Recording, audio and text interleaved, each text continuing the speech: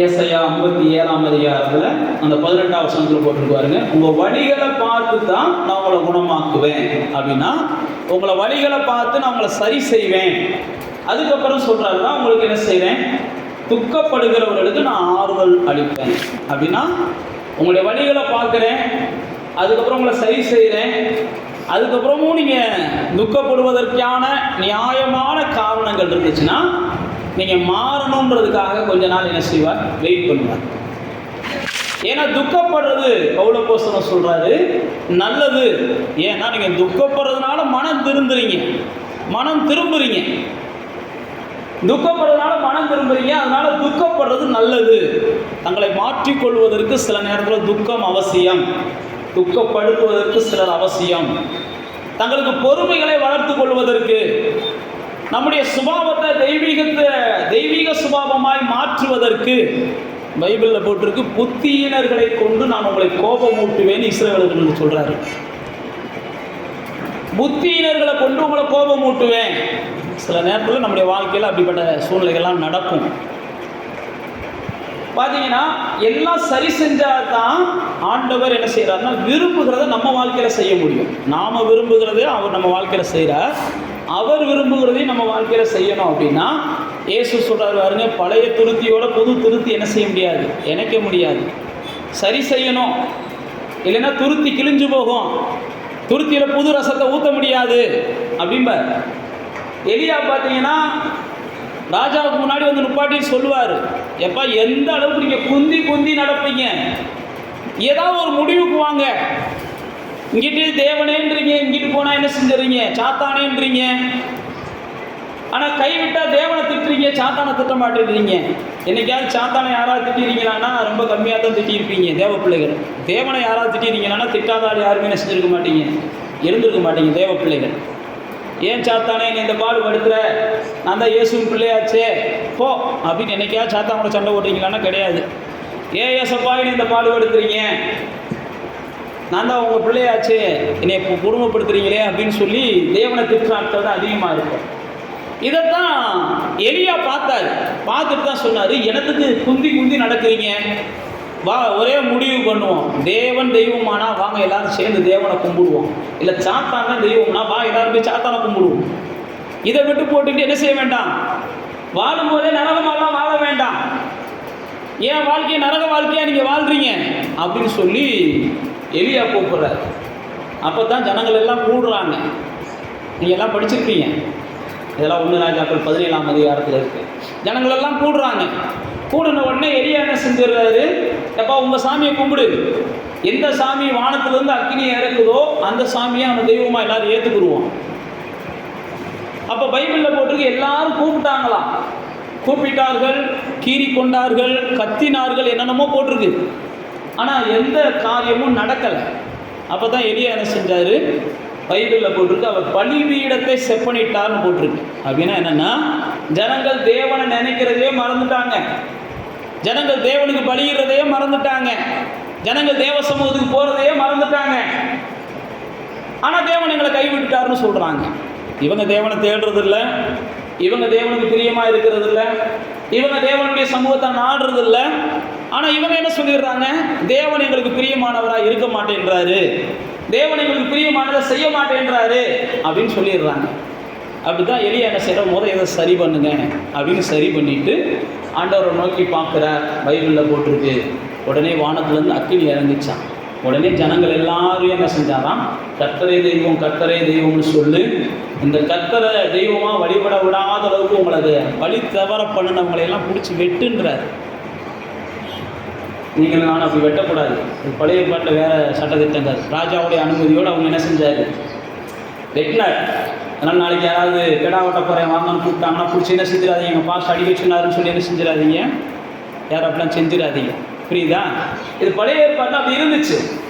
பைபிளில் பார்த்தீங்கன்னா பழைய ஏற்பாட்டில் நெகேமியா என்ன செஞ்சானா, முடியை பிடிச்சி இழுத்தெல்லாம் அடித்தானா. யாரை? தேவனை வழிபடாமல் அந்நிய தெய்வங்களை வழிபடுவதற்கு ஜனங்களை வழி நடத்தினவங்க. நெகேமியா புஸ்தகத்தை வாட்சி பார்த்தீங்கன்னா தெரியும். வீட்டுக்குள்ளே வந்து பாத்திரம் கீத்திரம்லாம் தூக்கி எறிவார், வெறி பிடிச்சி, ஏண்டா உங்களை அடிமைத்தனத்துலேருந்து கொண்டு வந்த தேவனை விட்டு போட்டு ஆகாதையும் போகாதையும் தெய்வமாக வச்சுக்கிட்டுறீங்களாடான்ட்டு. மோசையின் காலத்தில் பார்த்தீங்கன்னா இதே மாதிரி தான். மோசே மலைக்கு போயிடுவார். மலைக்கு போயிட்டு கொஞ்சம் வருவதற்கு முன்பாக ஜனங்கள் எல்லாம் என்ன செஞ்சிருவாங்க, ஒரு கண்ணுக்குட்டியை உருவாக்கி தெய்வமாக கும்பிட ஆரம்பிச்சிருவாங்க. நான் மறுபடியும் சொல்றேன், நம்முடைய வழிகளை கர்த்தர் பார்க்கிறார். சில நேரத்தில் நமக்கு சூழ்நிலைகள் எதிராக இருந்த உடனே யார் சொன்னாலும் நம்ம நம்பிடுறோம். இதை செய்யணும், அதை செய்யறோம், அதை செய்யணும், அதை செய்யறோம். மஞ்சள் கீரை கட்டினா மஞ்சள் கீரை கட்டுறோம், கருப்பு கீரை கட்டினா கருப்பு கீரை கட்டுறோம். நான் மறுபடியும் சொல்றேன், தேவ பிள்ளைகளுக்கு அது என்ன செய்யாது, நன்மையா இருக்காது. இப்படிதான் மோசே போயின உடனே ஜனங்கள் என்ன செய்யறாங்க, கண்ணுக்குட்டியை உருவாக்குறாங்க. கண்ணுக்குட்டியை உருவாக்கி அந்த கண்ணுக்குட்டியை தான் நம்மளை தெய்வம்னு சொல்லி எல்லாரும் கும்பிட ஆரம்பிச்சிடறாங்க. தேவனுக்கு பெரிய வருத்தமாயிருது. எவ்வளவு அதிசயத்தை செஞ்சோம் அந்த ஜனங்களுக்காக, எவ்வளவு அற்புதத்தை செஞ்சோம் அந்த ஜனங்களுக்காக. இந்த ஜனங்களோடு கூட எவ்வளவு முகமுகமா நம்ம பேசணும், இந்த ஜனங்களுக்காக என்னென்னமோ செஞ்சோம். இப்படி இருக்கானே, ஒரு நிமிஷத்துல மறந்து போயிட்டானேன்னு சொல்லி மோசேட்ட ஆண்டவர் சொல்லுகிறார். பைபிளில் போட்டிருக்கு, மோசே வந்த உடனே யாரெல்லாம் தேவன் பக்கத்தில் இருக்கியோ அவெல்லாம் இங்கிட்டு வா, யாரெல்லாம் அந்த கண்ணுக்குட்டி தான் தெய்வம்னு சொல்லி அவெல்லாம் அங்கிட்டு நில்லு அப்படின்னு சொல்லிட்டு இந்த பக்கம் வந்தவனெல்லாம் பட்டயத்தை எடுத்து வெட்ட சொல்றியான். பைபிளில் போட்டிருக்கு, அன்னைக்கு ஒரே நாள்ல 3000 பேர் என்ன செஞ்சாங்களாம், வெட்டப்பட்டு செத்தாங்களாம். ஏன் நான் உங்களுக்கு சொல்லுகிறேன் அப்படின்னா, தேவன் நம்முடைய வாழ்க்கையில் எதை செய்யணும்னாலும் முதல்ல நம்ம வழியை பார்க்குறார், நம்முடைய சூழ்நிலையை பார்க்குறார். வழினா வேதனைகளை சொல்லலை, நம்ம எப்படி வாழ்கிறோம்னு பார்க்குறார், நம்ம எப்படி நடக்கிறோம்னு பார்க்குறார், நம்ம எப்படி சிந்திக்கிறோம்னு பார்க்குறார். எப்பயுமே தேவன் என்ன செய்கிறார்னா, உத்தமனுக்கு தான் துணை செய்கிறார். பொல்லாதவனுக்கு தேவன் என்ன செய்யறதில்ல. நீங்கள் பொல்லாதாலாம் இருப்பீங்க, ஆனால் பொழுது போகாதப்ப ஆண்டவரேன்னு சொல்கிறீங்கன்னா அவரும் என்ன செய்வார், உங்களை பொல்லாதவங்களை தான் வச்சிருப்பார். சிலருக்கு பொழுது போகலைன்னா தான் என்ன செய்யும், தேவ சமூகத்தில் கொஞ்சம் நேரம் உட்காருவோம்னு நினைப்பாங்க. அப்படிப்பட்ட நினைப்பு நிச்சயமாக உங்கள் வாழ்க்கையில் என்ன செய்யாது, பயனுள்ளதாக இருக்க. ஒரு முக்கியமான நேரத்தை என்ன செய்யணும், தேவனுக்காக கொடுக்கணும். விலையேறப்பட்ட நேரத்தை தேவனுக்காக கொடுக்கணும். இங்கே பாருங்க, வேத புஸ்தகத்தில் போட்டிருக்குது, இந்த வாழ்க்கையை ஆண்டவர் என்ன செய்கிறார், அந்த ஜனங்கள்கிட்ட சொல்கிறார், நான் உங்களை வழியை பார்த்து உங்களை குணப்படுத்துவேன். இப்போ நீங்கள் யோவான் 6ஆம் அதிகாரத்துக்கு வாங்க. இன்னைக்கான நம்ம பிரசங்கத்துக்கு போவோம். யோவான் 6ஆம் அதிகாரத்துக்கு வாங்க. யோவான் 6ஆம் அதிகாரத்தில் ஆண்டவராகிய இயேசு செய்த ஒரு பெரிய அதிசயத்தை ஸ்டார்டிங்கில் 6ஆம் அதிகாரம் நமக்கு துவங்குகிறது. 6ஆம் அதிகாரம் 5வது வசனத்தில் வந்தீங்கன்னா, யோவான் எழுதின சுவிசேஷத்தின் புஸ்தகம் 6ஆம் அதிகாரம் 5ஆம் வசனத்தை வாசிங்க.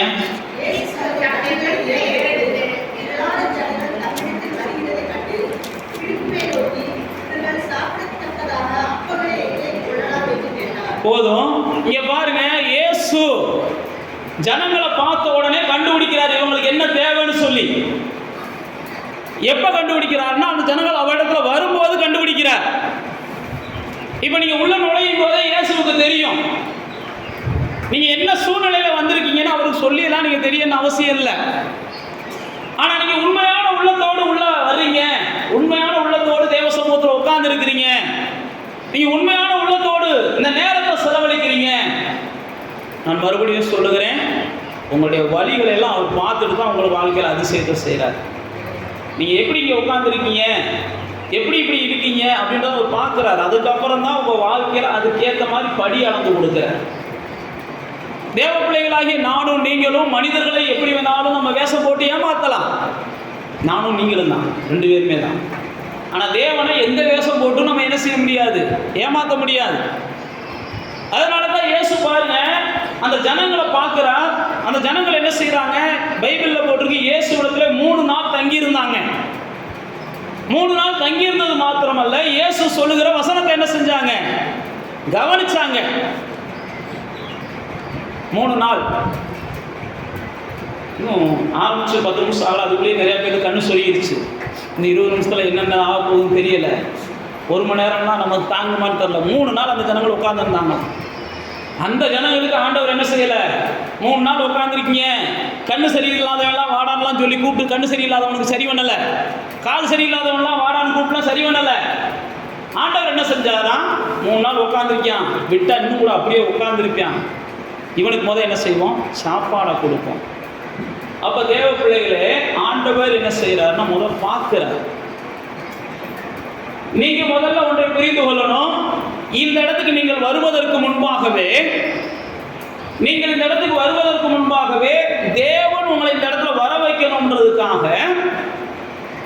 யாரோ ஒரு மனுஷனை கண்டுபிடிச்சு என்ன செய்யறார், உங்களிடத்துல அனுப்புகிறார். நாம என்ன நினைச்சிடறோம், அந்த மனுஷன் தான் நம்மளை கண்டுபிடிச்சான்னு நாம நினைச்சிடறோம். புரியுதா? நீங்க யோவான் 1ஆம் அதிகாரத்துக்கு வாங்களேன். யோவான் 1ஆம் அதிகாரத்துல நாம் எல்லாருக்கும் தெரிந்த ஒரு பரிசுத்தவான் நாத்தான்வேல். அவர் என்ன செய்யறாருன்னா, 1ஆம் அதிகாரத்துல அவர் ஒரு இடத்துல உட்கார்ந்துருக்கிறாரு. சீமோன் பேதுரு 41ஆம் வசனத்துல போட்டிருக்கு. பேதுருவும் அவங்க என்ன செய்யறாங்க, பேசிக்கிட்டே வர்றாங்க. அப்படி பேசிக்கிட்டே வரும்போது பிலிப்பு என்ன செய்யறாரு, 43ஆம் வசனத்துக்கு வர்றாரு. பிலிப்பு வந்து அப்படியே வந்துகிட்டு இருக்கும்போது தான் இவரை நாத்தான்வேலை பார்க்கிறார். பிலிப்பு தான் நாத்தான்வேலை பார்த்துட்டு நாத்தான்வேல்கிட்ட சொல்றாரு. அந்த 45ஆம் வசனம் போட்டு பாருங்க. நாத்தான்வேலை கண்டு நாங்கள் என்ன செஞ்சிருக்கிறோம், இயேசுவை குறித்து அவனை அறிமுகப்படுத்துறான். அப்ப நாத்தான்வேல் இயேசுட்ட வர்றாரு 47ஆம் வசனத்துல. அப்ப உடனே இயேசு அவனை பார்த்த உடனே அவனை குறித்து பேசுறார், கபடற்ற உத்தம இஸ்ரவேலனே அப்படின்னு சொல்லி.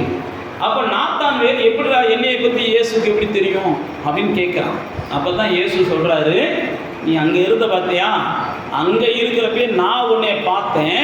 நான் உன்னை பார்த்ததுனாலதான் இவன் உன்னை பார்க்க முடிஞ்சு. இவன் என்னுடையவன். இவன் யாரு, என் ஆளு. அப்ப நான் உன்னை பார்த்ததுனால தான் இவன் உன்னை பார்க்க முடிஞ்சிச்சு. இவன் உன்னை பார்த்ததுனால தான் நீ என்கிட்ட என்ன செஞ்ச, வர முடிஞ்சிச்சு. புரிஞ்சா?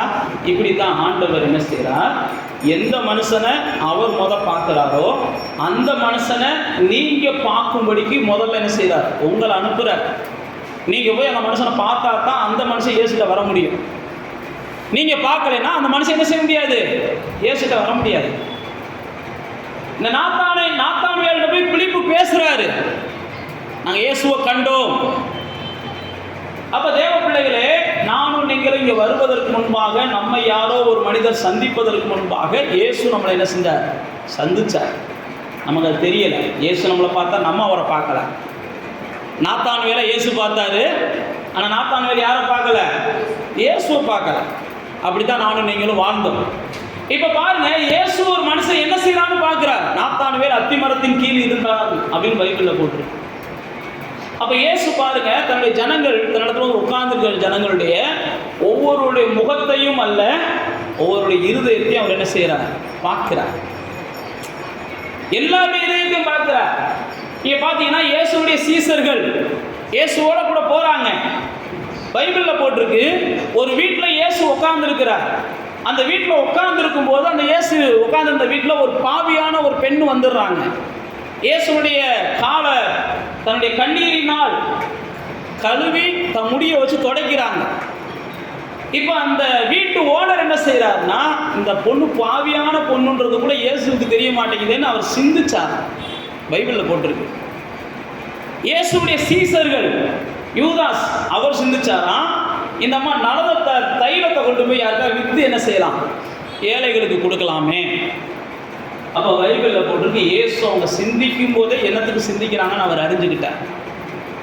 இயேசுட்ட வந்து கேள்வி கேட்கிறாங்க, ராயனுக்கு நம்ம கொடுக்கலாமா கொடுக்க கூடாதா, அவன் என்ன நோக்கத்துல கேள்வி கேட்கிறான்னு இயேசு அறிஞ்சுக்கிட்டார். ஏன் நான் உங்களுக்கு சொல்லுகிறேன்னா, இயேசு எல்லாரும் சிந்திக்கிறத அறிஞ்சிருக்கிறார். நாம் எல்லாரும் என்ன யோசிக்கிறோம்ன்றதை இயேசு அறிஞ்சிருக்கிறார். நாம் எப்படிப்பட்டவர்கள் என்பதை இயேசுக்கு யாரும் நம்ம என்ன செய்ய தேவையில்லை, சொல்லியெல்லாம் கொடுக்க தேவையில்லை. ஒவ்வொருவருடைய வரலாறும், ஒவ்வொருவரும் காலையில் எந்திரிச்சதுலேருந்து நைட்டு தூங்குறது வரைக்கும் அல்லது தூங்குனதுக்கு அப்புறமும் நம்ம என்ன மனநிலையில் இருக்கிறோம்ன்றது அவருக்கு தெரியும். ஆனால் மறுபடியும் சொல்லுகிறேன், அவர் நம்முடைய வாழ்க்கையை பார்த்துட்டு தான் நம்முடைய வாழ்க்கையில அடுத்து அவருடைய வல்லமையை வெளிப்படுத்துகிறார். நம்முடைய வாழ்க்கை எப்படி இருக்குன்னு பார்க்கிறார், நம்முடைய செய்கைகள் எப்படி இருக்குன்னு பார்க்கிறார், நம்முடைய யோசனைகள் எப்படி இருக்குன்னு பார்க்கிறார், நம்முடைய நோக்கங்கள் எப்படி இருக்குன்னு பார்க்கிறார். நீங்க என்ன நோக்கத்துக்காக வாழ விரும்புறீங்கன்னு அவர் பார்க்கிறார், என்ன நோக்கத்துக்காக ஓட விரும்புறீங்கன்னு அவர் பார்க்கிறார், என்ன நோக்கத்துக்காக செலவழிக்க விரும்புறீங்கன்னு அவர் பார்க்கிறார். இங்க பாருங்க, 6ஆம் அதிகாரத்துல சீசர் அவங்க எல்லாம் உட்கார்ந்து இருக்கிறாங்க. எல்லாரும் உட்கார்ந்து இருந்தோடனே இயேசு பார்க்கிறார். பார்த்த உடனே பைபிள்ல போட்டிருக்கு, ஒரு அசாத்தியமான காரியத்தை செய்யறார். அசாத்தியமானதுன்னு என்னது, சாத்தியமில்லாதது, நடக்க வாய்ப்பில்லாதது. அப்ப இயேசு உங்களை பார்க்கும்போது உங்களுடைய உள்ளம் உண்மைக்கே அவரை நோக்கி இருந்துச்சுன்னா உங்க வாழ்க்கையில ஒரு அசாத்தியம் நடக்கும். உங்க வாழ்க்கையில அசாத்தியம் எப்ப நடக்குது அப்படின்னா, அவர் உங்களை பார்க்கும்போது உங்களுடைய உள்ள என்ன செய்யணும்? உண்மையாக அவரை நோக்கி இருக்கணும். பைபிளில் பார்த்தீங்கன்னா இயேசு தன்னுடைய ஜனத்தை பார்த்து சொல்றாரு, அவங்க உதடுகள் என்னை கனம் பண்ணுது, என் உள்ளம் அவங்க உள்ள என்ன செய்யுது? எனக்கு ரொம்ப தூரமா இருக்கு. யாரை பத்தி சொல்றாரு? அவரை துதிக்கிற ஜனத்தை சொல்றாரு, அவரை ஆராதிக்கிற ஜனத்தை சொல்றாரு, அவருடைய வார்த்தைகளை கேட்கிற ஜனத்தை தான் சொல்றாரு. உதடுகளால் என்னை கனம் பண்றாங்க, உள்ளத்துல முழுக்க என்ன செய்யறாங்க? எனக்கு தூரமா இருக்கிறாங்க. அப்படின்னா என்னன்னா, உள்ளத்துல அருவருப்பான காரியங்களை வச்சிருக்கிறாங்க. அதனால தான் இயேசு சொன்னாரு, மனுஷனுடைய உள்ளத்துல இருக்கிறது தான் மனுஷனை தீட்டுப்படுத்துது, மனுஷனுக்கு உள்ளத்துல இருந்து வெளியில வர்றதுதான் தீட்டுப்படுத்துது. எல்லாம் இயேசு சொன்னதுதான், சீசர்களை பார்த்து சொன்னதுதான். அப்போ தேவ பிள்ளைகளே, நானும் நீங்களும் முதல்ல புரிந்து கொள்ள வேண்டிய ஒரு பெரிய சத்தியம் என்னன்னா, என் வாழ்க்கைய ஆண்டவர் பார்க்கும்போது நான் என் வாழ்க்கையில ஆண்டவருக்கு உகந்தவனாய் இருந்தா மட்டும்தான் ஆண்டவர் என்னை உயர்த்துறார். அந்த நிச்சயம் உங்களுக்கு வேணும். நான் எப்படி இருப்பேன், ஆனால் அவர் என்னை உயர்த்தணும் அப்படின்னா, நாம முட்டாளுன்னு நம்ம நினைக்கிறோம், அவர் முட்டாளுன்னு அவரை நம்மளே என்ன செய்கிறோம்? ஆமாம், அவரை ஒன்றும் தெரியாதான்னு நம்ம நினைக்கிறோம். ஆண்டவர் நல்லா தெரிஞ்சுக்கோங்க, ஆண்டவர் எல்லா மனிதனுக்கும் யார் யாரை பற்றிலாம் சொல்ல வேண்டிய அவசியம் இல்லை. யாருக்கும் அவர் அநியாயம் செய்கிறவரெல்லாம் கிடையாது, யாருக்கு அவர் அநியாயம் செய்ய மாட்டார். ஆண்டவர் எனக்கு அநியாயம் செய்கிறான்னு சொன்னால் அவன் தான் முதல் அநியாயக்காரன். முதல் நல்லா தெரிஞ்சுக்கோங்க, ஆண்டவர் எனக்கு அநியாயம் செய்கிறாருன்னு சொல்றவன் தான் அநியாயக்காரன். ஆண்டவர் யாருக்கு அநியாயம் செய்கிறவர் அல்ல. நீங்க ஆண்டவரே ஏன் எனக்கு இப்படி செய்றீங்க அப்படின்னா, ஆண்டவர் அன்னைக்கு விபச்சார பெண்ணை கையும் களவுமா பிடிக்கப்பட்ட போது ஏன் சொன்னார் பாருங்க, பாவம் செய்யாதவன் ஒரு ஆடு மேல கல்லெறியணும்னு எல்லாரும் என்ன செஞ்சானா? தெரிச்சு ஓடினானா. அதே மாதிரி தான் நான் மறுபடியும் சொல்லுகிறேன், ஆண்டவர் உங்க வாழ்க்கையை முதல் பார்க்கிறார். பார்த்துட்டு தான் இவங்களுக்கு அப்பம் கொடுக்கலாமா, இவங்களுக்கு அதிசயம் செய்யலாமா, இவங்களுக்கு அதிசயம் செஞ்சால் இவங்க யோக்கியமா இருப்பாங்களா, இவங்க அதிசயம் செஞ்சால் ஆண்டவரை உண்மையாக பின்பற்றுவாங்களா, இவங்களை உயர்த்தி வச்சோம்னா ஆண்டவரோட நேரம் செலவழிப்பாங்களா, இவங்களுக்கு வேண்டிய வசதிகளை கொடுத்தோம்னா ஆண்டவர் கொஞ்சமாவது இவங்க நினைப்பாங்களான்னு தெரிஞ்சால் தான் கொடுப்பாரு. இல்லை இவங்க இப்பயே நினைக்கிறதுக்கு நேரம் இல்லைன்றாங்க, நீங்கள் வாட்டுக்கு நிறையா கொடுத்துட்டீங்கன்னா அவ்வளவுதான் அப்படின்னா, நான் மறுபடியும் சொல்கிறேன், வாழ்நாளெல்லாம் நீங்கள் என்ன செய்யணும்? கேட்டுக்கிட்டு தான் கிடைக்கும். நீங்கள் மாறாமல் உங்கள் வாழ்க்கையில் மாற்றங்கள் வராது. நீங்கள் மாறாமல் இங்கே பாருங்க, இயேசு அந்த ஜனங்களை பார்க்குற, அந்த ஜனங்கள் யாரும் எனக்கு அப்பம் வேணும்லாம் கேட்கல. அந்த ஜனங்கள் யாரும் சீசர்கள்ட்ட போய் இவங்களுக்கு அப்பம் கொடுங்க, இவங்களுக்கு அப்பம் பசிக்குதுலாம் யாரும் சொல்லலை. இப்போ நீங்களே பாருங்களேன், இப்போ நம்மளே இப்படி கூடி இருக்கிறோம், நேரம் ஆகுது, உடனே யாராவது ஒரு ஆள் பேப்பரில் எழுதி கொடுப்போம்ல, பாஸ்டர் சின்ன பிள்ளைகளுக்காவது என்ன செய்யுங்க, நேரம் ஆயிடுச்சு பசிக்க ஆரம்பிச்சிரு பாஸ்டர், ஏதாவது ஒன்று எழுதி கொடுப்போம்ல, எழுதி கொடுப்போம். இல்லைன்னா சில கையெழுத்து கூட என்ன செய்ய உரிமையாக சொல்லுவோம். ஆனால் இங்கே இயேசு 3 நாள் பிரசங்கம் பண்ணாலும் ஒரு ஆள் கூட எதுவுமே பேசலை. ஏன் நான் உங்களுக்கு சொல்கிறேன் அப்படின்னா, அப்போ இயேசு அதை பார்த்துட்டு தான் இயேசு தான் சீசர்களை கூப்பிட்டு இவங்களுக்கு என்ன செய்வோம்? அப்பம் கொடுப்போம். இயேசு சொல்கிறாரு, மார்க்கு சொல்லும்போது சொல்கிறாரு, இவங்க சோர்ந்து போவாங்க வழியிலேயேவும், இவங்க சோர்வடைகிறதுக்கு முன்னாடி இவங்களுக்கு அதிசயத்தை செய்வோம். அப்போ தேவ சமூகத்தில் நீங்கள் காத்திருக்கிறீங்க, நீங்கள் உண்மையாக காத்திருக்கிறீங்கன்னா, நீங்கள் சோர்வடைகிறதுக்கு முன்னாடி எந்த விண்ணப்பத்துக்காக நீங்கள் தேவ சமூகத்தில் காத்திருக்கிறீங்களோ, நான் மறுபடியும் சொல்லுகிறேன், அண்ணாவை போல என்ன செய்யணும்? உண்மையான மனநிலையில் போய் அழுகணும் தேவ சமூகத்தில். ஆண்டவர் எனக்கு இதை செய்வார், ஆண்டவரால் தான் இதை செய்ய முடியும், ஆண்டவரால் தான் எனக்கு செய்ய முடியும், ஆண்டவர் எனக்கு இதை செய்வார், பைபிளில் போட்டிருக்கு. அதுக்கப்புறம் அண்ணால் என்ன செய்யலை? முகமாக இருக்கலை. அதனுடைய அர்த்தம் என்னன்னா, ஆண்டவர் நிச்சயம் என் ஜெபத்தை கேட்டார்னு அர்த்தம். ஆண்டவர் என் நிச்சயம் என் ஜெபத்தை கேட்டுட்டார்னு அர்த்தம். அப்போ தேவ பிள்ளைகளாகிய நானும் நீங்களும் தேவ சமூகத்தில் எப்படி இருக்கிறோம் என்பதை பரலோகம் கவனிக்குது. பாஸ்ட் கவனிக்கிறாரா இல்லையோ, பரலோகம் கவனிக்குது. பேதுரு சொல்லும்போது சொல்றாரு, தேவதூதர்கள் என்ன செய்யறாங்கன்னா உற்று பார்க்க ஆசையா இருக்கிறாங்க. பவுல் அப்போஸ்தலன் சொல்லும்போது சொல்றாரு, பெண்கள் ஏன் முக்காடிட்டு கொள்ளுங்கன்னா தேவதூதர்கள் என்ன செய்யறாங்க? உலாவி கொண்டு இருக்கிறாங்க அப்படின்னு சொல்லி பவுல் அப்போஸ்தலன் சொல்லுகிறார். தேவ பிள்ளைகளாகிய நானும் நீங்களும் தேவனுக்கு முன்பாக எப்படி இருக்கிறோம் அப்படின்றத ஆண்டவர் பார்க்கிறார். எனக்கு முன்பாக இவன் உத்தமனா இருக்கான், அதனால இவனை உயர்த்துன்னு யோசுவாவை சொல்றார். எனக்கு முன்பாக நீ உத்தமனா நடந்து கொண்டுன்னா யாரை பார்த்து சொல்றாரு? ஆபிரகாமை பார்த்து சொல்றாரு, எனக்கு முன்னாடி நீ உத்தமனா நடந்து கொள். எனக்கு முன்னாடி உத்தம நான் நடந்து கொண்டேனா உன் வம்சத்தில் நீ என்ன செய்வ, தகப்பனா மாறுவ அப்படின்ற. அப்போ தேவ பிள்ளைகளாகிய நானும் நீங்களும் எப்படி இருக்கிறோம் என்பதை முதல் தேவன் பார்த்துட்டு தான் அதுக்கப்புறம் நமக்கு அதிசயத்தை செய்கிறார். தேவன் அனாவசியமாக தன்னுடைய வல்லமையை என்ன செய்ய மாட்டார், செலவழிக்க மாட்டார். பைபிளில் போட்டிருக்காருங்க, நாய்களுக்கு கொண்டு போய் என்ன செய்யாத, முத்த போடாத, பன்றிகள்கிட்ட போய் இதை போடாத, பைபிள் அதெல்லாம் போட்டிருக்குது. அப்படின்னா என்னன்னா, இவங்களுக்கு என்ன அதிசயத்தை செஞ்சாலும் இந்த ஜனம் என்ன செய்யாது, ஆண்டவரை அண்டாது, ஆண்டவரை அண்டாது, ஆண்டவரை நேசிக்காது, ஏதாவது ஒரு சாக்கு போக்க சொல்லும், ஆனால் அதிசயத்தை மட்டும் எதிர்பார்க்கும். நான் மறுபடியும் சொல்லுகிறேன், இப்படி பாஸ்டுக்கு முன்னாடி நீங்கள் கண்ணை கசக்கிடலாம், ஆனால் தேவனுக்கு முன்னாடி நீங்கள் என்ன செய்ய முடியாது, கண்ணை கசக்க முடியாது. தேவனுக்கு முன்னாடி கண்ணை கசக்கினா அவருடைய வரைபடங்களை அவர் என்ன செய்வார், வெளியரங்கம் பண்ணார்னா நீங்கள் யாரும் என்ன செய்ய மாட்டீங்க, கண்டிப்பாக வெக்கப்பட்டு போயிருவீங்க. தாவீதுக்கு முன்னாடி அப்படிதான் நடந்துச்சு. தாவீது நினைச்சான் தான் செய்கிற பாவம் யாருக்கும் தெரியாதுன்னு நினைச்சான். தாவீது பெரிய ராஜா, அவனால் பாவங்களை மறைக்க முடியும் மனுஷர்களுக்கு முன்பாக, அவனால் பாவங்களை மறைக்க முடியும் மனுஷர்களுக்கு முன்பாக, ஏன்னா பெரிய ராஜா. பைபிள் அப்படிதான் போட்டிருக்குது. அவன் செய்த பாவத்தை எல்லாம் மறைச்சான், பச்சை பிள்ளையா இருந்தான். தாவீதா பாவம் செய்யறானா யாருக்கும் தெரியாது. நாத்தான்வேல்ட்ட அந்த அன்னைக்கு இருந்த தீர்க்கதரிசிட்ட கூப்பிடுறாரு, நான் தேவனுக்கு ஆலயம் கட்டலாம்னு நினைக்கிறேன். உடனே அந்த நாத்தான் என்ன சொன்னா தெரியுமா, தேவன் உன் கூட இருக்கிறாருப்பா, நீ விரும்புறதெல்லாம் செய்ப்பான்றாரு. புரியுதா நான் சொல்றது? அந்த அளவுக்கு உத்தமன். யாருக்கு முன்னாடி, உலகத்தாரின் முன்னாடி. மனைவி சொல்றா, என்னடா பைத்தியக்காரை மாதிரி ரோட்ல ஆண்டவருடைய பெட்டிக்கு முன்னாடி ஆடுறண்டு. தாவீது என்ன சொன்னா, பைத்தியக்காரன் இல்லை, இதை காரணம் கிறுக்கனா கூட என் தேவனுக்கு முன்னாடி மாறுவேன், ஏன்னா என் தேவன் தான் என்னை உயர்த்தி வச்சாருன்னு நெஞ்சில் அடித்து சொல்லிக்கிட்டு இருக்கான். இதெல்லாம் யார் சொன்னா, தாவீது சொன்னேன். ஆனால் அடுத்து என் பொண்டாட்டி குடிச்சுக்கிட்டு இருக்கும்போது எட்டி பார்த்து பைபிளில் போட்டிருக்கு, அவளை கூப்பிட்டு கற்பமாக்கி புருஷனை வெட்டி கொன்று, இதெல்லாம் பைபிளில் போட்டிருக்கு. இதெல்லாம் யார் செஞ்சா, தேவனுடைய இருதயத்திற்கு ஏற்றவன் என்று பேர் பெற்றவன். தேவனை பத்தி யாராவது சொல்லியாச்சுன்னா இவன் சொல்றான், ஒருத்தன் வசனத்தை மீறான்னா என் கண்கள் இருந்து நீர்த்தாரைகள் ஓடுகிறது. யார் சொல்றான், தாவீது சொல்றான். உனக்கு ஒருத்தர் சத்துருனா எனக்கு சத்துருன்றியான் தாவீது. அப்படிப்பட்ட தாவீது செய்கிற காரியத்தை பார்த்தீங்கன்னா அநாகரிகமான காரியம். அப்போ கூட ஆண்டவருடைய மனுஷனை வச்சு ஆண்டவர் என்ன கேட்கிறார், உனக்கு எத்தனையோ மனைவிகளை கொடுத்துருக்கிறேன், இன்னும் ஏதாவது ஒரு மனைவி வேணும்னா புதுசாக எதையாவது உன்னை தருவேன், அதை விட்டு போட்டு இப்படி எடுத்துட்டியடா அப்படின்னு சொல்லிட்டு தான் தேவன் அவன் மேலே பெரிய வருத்தப்படுகிறார். அதுக்கப்புறம் தான் சொல்கிறாரு, உன் வாழ்க்கையில் இனிமேல் என்ன செய்ய போகிறேன், தொடர்ந்து வருத்தத்தை சந்திக்க போகிறேன். அதுக்கப்புறம் பார்த்தீங்கன்னா வருத்தங்களை சந்தித்தான்.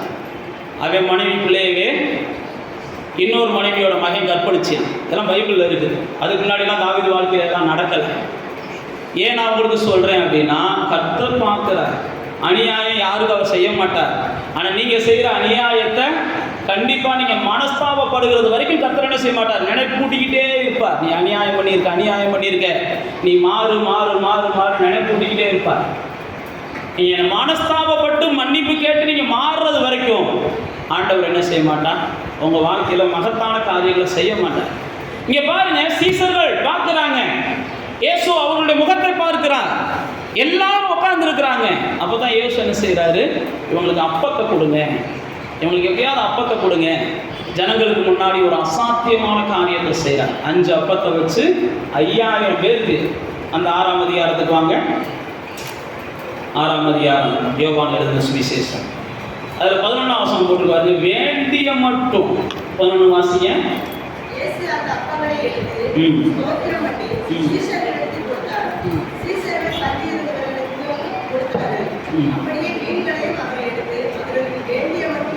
பாருங்க, ஆண்டவர் பார்க்கும்போது உண்மைக்கே நீங்க உத்தமமான இருதயத்தோட இருக்கிறீங்க அப்படின்னா நீங்க நினைக்கிறது இல்லை, நீங்க வேண்டதுக்கு அதிகமாகவே அவர் என்ன செய்கிறார், உங்க வாழ்க்கையில் செய்கிறார். அவருடைய வல்லமை என்பது குறுகின வல்லமைலாம் கிடையாது. மோசேவை பார்த்து கேட்குறாரு பாருங்க, என் கை என்ன செஞ்சிருச்சு, குறுகிருச்சான்னு கேட்குறார். மோசேட்ட ஏன் அந்த கேள்வியை கேட்டாரு தெரியுமா யாருக்காது? ஜனங்கள் கேட்பாங்க மோசேட்ட. உடனே மோசே என்ன செய்வார், தேவன்கிட்ட போவார். தேவன்கிட்ட போனோடனே தேவன் என்ன செய்வார்? அந்த மக்களுக்கு கொடுப்போம், போய் சொல்லு அப்படிம்பார். எப்படி கொடுப்பீங்கன்னு மோசே கேட்பார். இந்த ஜனங்களுக்கு எப்படி கொடுப்பீங்க? இத்தனை லட்சம் ஜனங்கள். அப்பதான் ஆண்டவர் சொல்வார், என்ன கை குறுகி போச்சா? என் வல்லமையை பற்றி உனக்கு தெரியாதா? நான் மறுபடியும் சொல்லுகிறேன், நம்முடைய தேவனுடைய வல்லமை மகத்தான வல்லமை. அதனால தான் வல்லமையில் உனக்கு ஒப்பானவர் யாருன்னு சொல்லி அன்னாள் தன்னுடைய ஜெபத்தில் ஆண்டவரை நோக்கி என்ன செய்கிறாங்க? பாடி துதிக்கிறாங்க, பாடி துதிக்கிறாங்க. இங்க பாருங்க, ஆண்டவர் நமக்கு வேண்டிய மட்டும் கொடுக்கிறார். எப்ப? நான் தான் மறுபடியும் அதுதான் சொல்ல வரேன், உங்களை அவர் பார்க்கிறார். நீங்க எவ்வளவு உயர்வடைஞ்சாலும் தேவனுக்கு முன்பாக உண்மையா இருப்பீங்கன்னு தெரிஞ்சுன்னா உங்களை உயர்த்துவதற்கு எந்த எல்லையும் கிடையாது அவருக்கு. ஆனா நீங்க உயர்வடைஞ்ச அடுத்த நிமிஷமே உலகத்தானா மாறிடுவீங்கன்னு தெரிஞ்சுன்னா நீங்க எத்தனை உபவாசம் இருந்தாலும் உங்களுக்கு உயர்வு வரவே செய்யாது. எத்தனை உபவாசம் இருந்துக்கோங்க, அவருக்கு தேவை உங்க ஆத்தும ஆதாயம். உங்க ஆத்தும ஆதாயம் உங்களை கொஞ்சம் ஃப்ரீ ஆக்கிட்டோம் அப்படின்னா நீங்க என்ன செஞ்சிருவீங்க? தேவனை விட்டு கலண்டு போயிருவீங்கன்னு தேவனுக்கு தெரிஞ்சிச்சுன்னா நீங்க சொல்லலாம், செத்தாலும் நான் கலண்டு போக மாட்டேன்னு. யார் சொன்னா? ஆமா, பேதுரு சொன்னார், செத்தாலும் நான் என்ன செய்ய மாட்டேன், உண்மை விட்டு போக மாட்டேன்னு சொன்னார். நீங்க சொல்லலாம், அவருக்கு தெரியும். உடனே சொல்றாரு, இங்கே வேறு மற்றவனாவது என்ன செய்வியான்? என்னைய பிடிச்ச உடனே ஓடி போயிருவான். ஆனால் நீ என்ன செய்வ தெரியுமா? என்னை தெரியாதுன்னு சொல்லி சத்தியம் பண்ணுவ. அவன் யாரா நாசமா போனவன்னு சபிப்ப. பைபிள் அப்படிதான் போட்டிருக்கு. மறுதளிச்சு சத்தியம் பண்ணி சபிச்சான். நம்ம ஆளுக்கு என்ன செய்வாங்கன்னா, தேவ பிள்ளைகள் வீரவசனம் நல்லா பேசுவாங்க. ஆண்டவர் மட்டும் என்னை ஆசீர்வதிச்சார் வைங்களேன், நான் அப்படி செஞ்சிருவேன். ஆண்டவர் மட்டும் என்னை இதை செஞ்சார் வைங்களேன், நான் இப்படி செஞ்சிருவேன்னு சொல்லுவாங்க. ஆண்டவருக்கு முதல் உங்க மேலே நம்பிக்கை வரணும். ஆண்டவருக்கு நம்பிக்கை இருந்துச்சுன்னா தான் உங்கள் வாழ்க்கையில் எந்த ஒரு அதிசயத்தையும் என்ன செய்வார்? அசாத்தியமான காரியங்களை கூட லேசாக செய்வார். அசாத்தியமான காரியங்களை கூட லேசாக செய்வார். இங்கே பாருங்க, அப்படிதான் அந்த சீசர்களுக்கு செய்கிறார். வேண்டிய மட்டும் கொடுத்தா. பைபிள் அடுத்த வசனம் போட்டிருக்கு, மீதம் கூட என்ன செய்யட்டும், எடுத்துட்டு போகட்டும்னு சொன்னார். ஆனால் எங்க அப்பம் கொடுத்த உடனே ஜனங்கள் என்ன செஞ்சாங்களாம்? அப்பம் கொடுத்த உடனே ஜனங்கள் என்ன செஞ்சாங்களாம்? திரும்ப எப்படா இயேசு அப்பம் கொடுப்பார்னு காத்து கிடந்தாங்க. இயேசு எப்படா அப்பம் கொடுப்பாரு? இப்போ நம்ம மக்களுடைய மனநிலை பாருங்க. இயேசு தன்னை அந்த ஜனங்கள் அறிந்து கொள்ளணும், தன்னை அந்த ஜனங்கள் விசுவாசிக்கணும், தாங்கிட்ட அந்த ஜனங்கள் என்ன செய்யணும்? அன்பு கூறணும் அப்படின்னு சொல்லி தான் அதிசயத்தை செய்கிறார். இவங்க என்ன செஞ்சிடறாங்க? இந்த இதெல்லாம் நீங்கள் எங்களுக்கு வேண்டாம், உங்கள்கிட்ட இருந்து வருகிற அப்பமும் உங்கள்கிட்ட இருந்து வருகிற அதிசயமும் உங்களையே நாங்கள் மறந்துடுறோம். நீங்கள் பாருங்கள், அந்த 6ஆம் அதிகாரத்துக்கே வாங்க. 6ஆம் அதிகாரத்திலே இயேசு என்ன செய்கிறாங்க? இயேசு அப்பத்தை கொடுத்துட்டு மீத காரியங்கள்லாம் செஞ்சு முடிச்சுட்டு போயிடுறாரு. போன உடனே இவங்க எல்லாம் தேடுறாங்க. அப்போ தேடும்போது 24வது வசனம், 6ஆம் அதிகாரம் 24வது வசனம் வாசிங்க.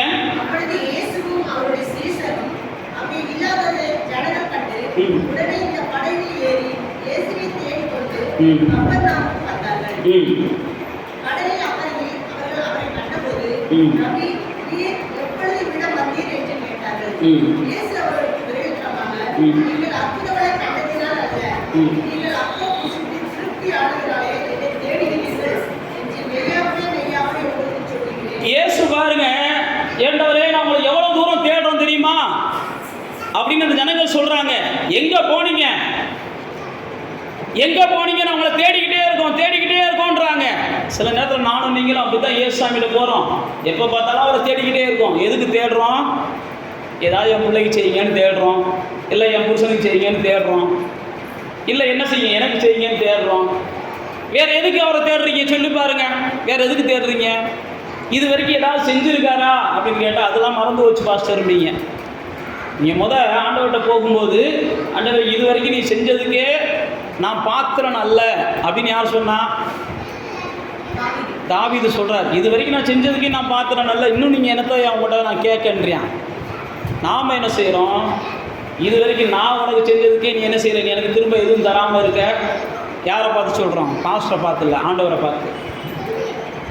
இது வரைக்கும் நான் உனக்கு செஞ்சதுக்கே நீ இன்னும் எனக்கு நிறையா செய்யாமல் இருக்க, இனி நான் உனக்கு என்ன செய்ய, எனக்கு இதை செய்யன்னு சொல்லி நான் அவரோட மல்லு கட்டுறோம்.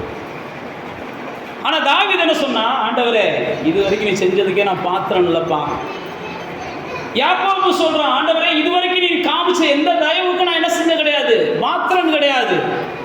அப்ப நீங்களும் நானும் எப்ப பார்த்தாலும் ஆண்டவர்கிட்ட அதை செய்ய இதை செய்யனே மல்லு கட்டாம, ஆண்டவரே இது வரைக்கும் நீங்க செஞ்சதே பெரிய காரியம்ப்பா, உமக்கு நன்றிப்பான்னு சொல்லி அவரிடத்துல அன்பு கூறணும். ஆண்டவர் அதை எதிர்பார்க்கிறார். அதனால தான் அது கீழே இருக்கிற வசனத்தில் சொல்றாரு, அழிந்து போகிறவைகளையே நீங்க என்ன செய்யாதீங்க, இந்த அழிந்து போகிற வாழ்க்கையவே நாடிக்கிட்டு இருக்காதீங்க. நித்திய ஜீவனுக்காக, அழிந்து போகிற காரியங்களுக்காகவே ஆண்டவரை தேடாதீங்க. நான் மறுபடியும் சொல்லுகிறேன், நீங்க குழந்தையா இருக்கும்போது ஒரு தாயானவங்க ஒரு தகப்பனானவங்க உங்களுக்கு வேண்டியதை செய்வாங்க. எதுக்கு? நீங்க பலப்படுறதுக்காக. நீங்க பலப்பட்டதுக்கு அப்புறமும் மறுபடியும் ஊட்டி விடணும், மறுபடியும் இடுப்புல தூக்கி வச்சு சுமக்கணும், மறுபடியும் தோளில் தூக்கி வச்சுக்கிட்டு தாளாட்டணும்னு நினைச்சிங்கன்னா உண்மைக்கே நீங்கள் வளர வேண்டிய விதத்தில் என்ன செய்யலை, வளரலை. நீங்கள் சாகிறதும் இல்லாமல் என்னையும் கொண்டு ஓட்டுருவீங்க அப்படின்னு சொல்லி தாய் ஒரு நாள் புலம்புவாங்க. அதே மாதிரி தான் ஆண்டவர் நீங்கள் ஆரம்பத்தில் அவரை கிண்டத்தில் வரும்போது உங்களுக்கு பல காரியங்களை செய்வார். ஆனால் செய்கிறதுடைய நோக்கம் என்னென்னா, நீங்கள் அவரை போல மாறுறவங்களாம் என்ன செய்யணும், ஆகணும். அதுக்கு தான் செய்கிறார். நான் நானாகவே இருப்பேன், மாறவே மாட்டேன், ஆனால் நீங்கள் மட்டும் என்ன செய்யணும், எனக்கு செய்கிறதெல்லாம் செஞ்சுக்கிட்டே இருங்கன்னா நிச்சயம் ஒரு நாள் நீங்கள் என்ன செய்வீங்க, ஏமாற்றப்படுவீர்கள். ஒரு நாள் இதுக்கெல்லாம் பெரிய தண்டனையை நீங்கள் பார்ப்பீங்க. நீங்க பாருங்க, சீசர்களை பார்த்து, அந்த தேடி வந்த ஜனங்களை பார்த்து ஆண்டவர் சொல்றார், நீ அழிந்து போகிற காரியத்துக்காகவே என்ன தேடுற, ஆனா நான் அழியாத வாழ்க்கையை உனக்கு தரணும். நீ இந்த கீழான வாழ்க்கைக்காகவே என்னை தேடுற, நான் உனக்கு ஒரு மேலான வாழ்க்கையை தரணும், உனக்கு நித்திய வாழ்க்கையை தரணும் அப்படின்னு சொல்லி இயேசு அந்த ஜனங்களோடு கூட பேசுகிறதை பார்க்கிறோம். 27ஆம் வசனத்துல பாருங்க, ஒரு மனுஷன் 3ஆம் அதிகாரத்தில் இயேசுட்ட வர்றான். அவர் பெரிய வேத பண்டிதன். யோவான் 3ஆம் அதிகாரத்தில் அவன் நிக்கதோமி என்கிற வேத பண்டிதன். அவன்கிட்ட ஆண்டவர் பேசுறாரு, நீ மறுபடியும் பிறக்காம தேவனுடைய ராஜ்யத்துக்குள்ள என்ன செய்ய முடியாது, ஆவியினாலும் ஜலத்தினாலும் எல்லாரும் பிறக்கணுன்றார். உடனே அவன் வேத பண்டிதன் என்ன செய்யறான், அது எப்படி நான் இவ்வளவு பெரிய ஆளாயிட்டேன், நான் மறுபடியும் எப்படி பிறக்க முடியும்? பைபிளில் போட்டுருக்கவன் வேத பண்டிதன். ஆண்டவரை பற்றி அடுத்தவங்களுக்கு சொல்லிக் கொடுக்குறவன். ஆண்டவரை பற்றி அடுத்தவங்களுக்கு சொல்லிக் கொடுக்குறவனுக்கே ஆண்டவரை பற்றி என்ன செய்யற, சரியான தெளிவு இல்லை, வசனத்தை குறித்து சரியான தெளிவு இல்லை. நான் மறுபடியும் அதுதான் உங்களுக்கு சொல்ல வர்றேன். இப்போ பாருங்க, ஆண்டவர் மறுபடியும் பிறக்கணும்னு சொல்றாரு, அவனுக்கு புரியல. ஆண்டவர் அவனுக்கு என்ன செய்யறார், புரியுறது மாதிரி பேசுறாரு. அப்ப தேவ பிள்ளைகளாகிய நானும் நீங்களும், ஆண்டவராகிய இயேசுவை நம்புகிற நானும் நீங்களும் முதல்ல நல்லா தெரிந்து கொள்ளணும், நாம ஒரு அழிவற்ற வாழ்க்கைக்காக இந்த பூமியில வாழுகிறோம். ஒரு நித்திய வாழ்க்கை நமக்கு என்ன செய்யுது, இருக்குது. அது மட்டுமல்ல, நாம இன்மைக்குரிய வாழ்க்கைக்காக அல்ல, நாம் மறுமைக்காக. இயேசு சொல்றாரு பாருங்க, பரலோகத்துல உங்களை ஏற்றுக்கொள்வார் உண்டாகும்படி, பரலோகத்துல உங்களுக்கு பலன் உண்டாகும்படி நீங்க என்ன செய்ய, எதை செஞ்சாலும் பரலோகம் பார்க்கிறதுன்ற பார்வையில செய்யணும், பரலோகத்துல பலன் இருக்குதுன்ற பார்வையில செய்யணும். நீங்க அதை விட்டு போட்டு, பைபிள்ல போட்டிருக்காரு, வெளியரங்கமா நீங்க செஞ்சீங்க அப்படின்னா உங்களுக்கு பலன் கிடைக்காது, நீங்க பரலோகத்துல பலன் அடைய முடியாது. நீ தான தர்மம் போடும் போதும் வெளியரங்கமா செய்யாத, உபவாசம் பண்ணும் போதும் வெளியரங்கமா செய்யாத. இதெல்லாம் ஆண்டவர் தன்னுடைய மலை பிரசங்கத்துல சீசர்களுக்கு சொல்றார். ஏன் சொல்றாருன்னா, நீங்க என்ன செய்யணும், நித்திய வாழ்க்கைன்னு ஒண்ணு இருக்கு. அப்ப தேவ பிள்ளைகளாகிய நானும் நீங்களும் தேவன் நம்மளை பார்க்கும் போது அந்த நித்திய வாழ்க்கைக்குரிய சிந்தனை நம்மகிட்ட இருக்கான்னு பார்க்கிறார். யாருக்காவது நித்திய வாழ்க்கைக்குரிய சிந்தனை இருக்கான்னு பார்க்கிறார். நம்ம கிட்ட எத்தனை பேர்ட்ட அப்படி இருக்குன்னு பார்த்துட்டு தான் அடுத்து உங்க வாழ்க்கையில் என்ன செய்வார், பைபிளில் போட்டிருக்கு, நிறைய காரியத்தை செய்வார். நித்திய வாழ்க்கைக்குரிய சிந்தனையே இல்லைன்னு வைங்களேன், உங்க வாழ்க்கையில் நீங்க எதிர்பார்க்கிற நிறைய காரியங்கள்ல தோல்வியை தான் நீங்க பார்ப்பீங்க. இயேசு அறியாதவங்களுக்கு நித்திய வாழ்க்கைன்னா என்னன்னே தெரியாது. ஆனா இயேசு அறிஞ்சவங்களுடைய ஒரே நம்பிக்கை நித்திய வாழ்க்கை தான். அதனால தான் பிலிப்பியர்ல பவுலப்போஸ்தலன் சொல்றாரு, நம்முடைய குடியிருப்பு பரலோகத்துல இருக்கு, அவர் வருவதற்காக நாம் என்ன செய்கிறோம், காத்து கிடக்கிறோம் அப்படின்ற நித்திய வாழ்க்கைக்குரிய குறித்த ஒரு சிந்தனை நமக்குள்ள இருந்தா தான் இந்த பூமிக்குரிய வாழ்க்கைக்கு என்ன வேணுமோ அதை நம்ம அவர்கிட்ட கேட்க முடியும். நீங்க நித்திய வாழ்க்கைக்குரிய சிந்தனையே இல்லாம இந்த பூமிக்குரிய வாழ்க்கையை குறித்து மாத்திரம் நினப்புள்ளவங்களா இயேசுவை பின்பற்றினீங்கன்னா, பைபிள்ல போட்டிருக்கு, நீங்க எல்லா மனுஷனை காட்டிலும் பரிதாபமான மனிதனாக இந்த பூமியில வாழ்வீங்கன்னு பைபிள்ல போட்டிருக்கு. இன்மைக்காக மாத்திரம் கிறிஸ்துவின் மேல நம்பிக்கை வச்சீங்கன்னா 1 கொரிந்தியர் 15ஆம் அதிகாரத்துல 19ஆம் வசனம் சொல்லுது, எல்லாரையும் காட்டிலும் நீங்க பரிதாபமான ஆளா மாறுவீங்க. அப்படின்னா என்ன அப்படின்னா, இயேசு நம்முடைய வாழ்க்கையில் செல்கிற எல்லா அதிசயமும் எதுக்காக அப்படின்னா, நமக்குள்ள நித்தியத்தை குறித்த ஒரு சிந்தனை இருக்கணும், நித்தியத்தை குறித்து ஒரு வெளிச்சம் இருக்கும். இயேசுவோடு கூட நம்ம நித்தியமாக வாழப்போகிறோம் அப்படின்ற நிச்சயம் நமக்குள்ள இருக்கும். நித்திய ஜீவனை நமக்கு கொடுக்கும்படி தான் இயேசு இந்த பூமிக்கு என்ன செஞ்சார், வந்தார். இயேசு சொல்ற, என்னை விசுவாசிக்கிறவங்களுக்கு நித்திய ஜீவன் இருக்கிறது. நீங்கள் இதை யோவானில் பார்த்தீங்கன்னா, யோவான் ஞானகன் சொல்லும்போது சொல்லுகிறார். யோவான் ஞானகன் தன்னுடைய பிரசங்கத்தில், யோவான் எழுதின சுவிசேஷத்தின் புஸ்தகம் 3ஆம் அதிகாரம் 36ஆம் வசனத்தை வாசிங்க.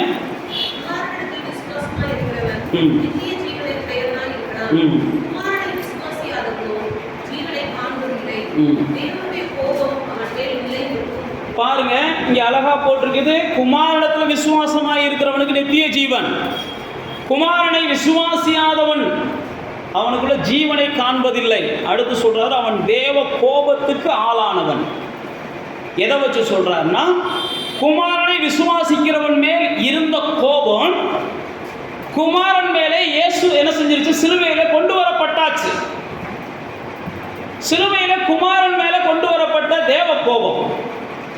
எந்த ஒரு மனுஷன் இயேசுவை விசுவாசிக்கிறானோ அவன் தேவ கோபத்துக்கு நீங்களாகி தேவனுடைய பாசத்துக்கு என்ன செய்யறான், பாக்கியவானா அல்லது பங்குள்ளவனா மாறிடுறான்.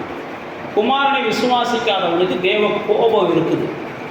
அது யாராக இருந்தாலும், நம்ம வீட்டில் யாரெல்லாம் குமாரனை விசுவாசிக்கலையோ நீ நல்லா தெரிஞ்சுக்கோங்க, அவங்க மேலெல்லாம் தேவ கோபம் எப்போ வேணாலும் வரும்.